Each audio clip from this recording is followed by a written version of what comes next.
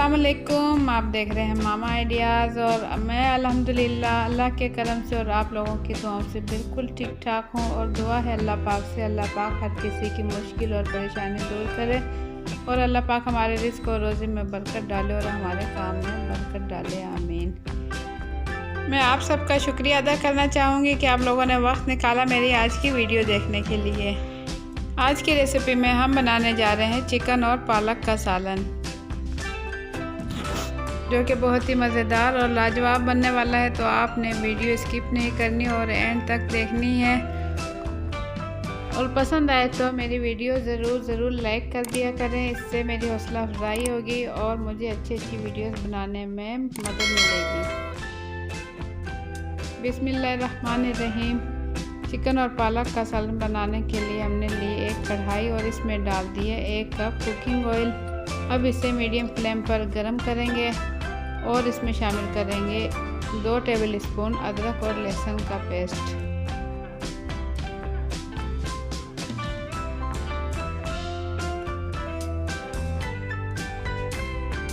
अब इसमें शामिल करेंगे 1 टीस्पून लाल पिसी मिर्च। 3 अदद मीडियम टमाटर लेकर हमने इसे ग्राइंड कर लिया और इसमें डाल देंगे 1 टीस्पून सूखा पिसा धनिया और डाल देंगे 1 टीस्पून ज़ीरा।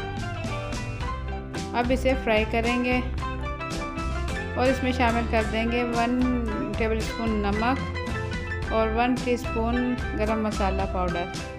अब इसमें डाल देंगे चिकन हमने लिया है 750 ग्राम। ढक्कन ढककर 10 मिनट मीडियम फ्लेम पर इसे पकाएंगे और 10 मिनट के बाद आप देख सकते हैं ये चिकन काफ़ी हद तक गल चुका है और इसे हम भूनेंगे।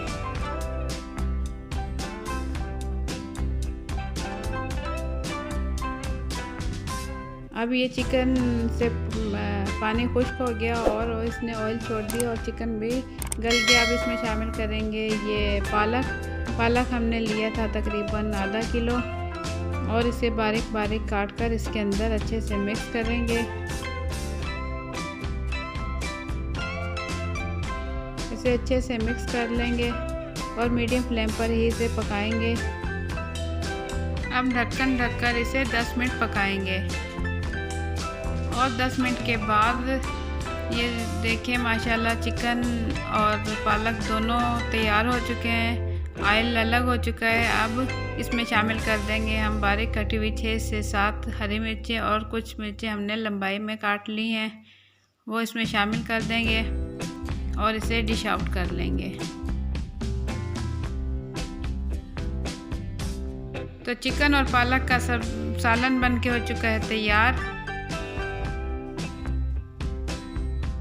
आप इसे ज़रूर ट्राई करें, इंशाल्लाह आपको मेरी रेसिपी पसंद आएगी। और अगर आपको मेरी रेसिपी पसंद आई है तो इसे ज़रूर लाइक कर दें।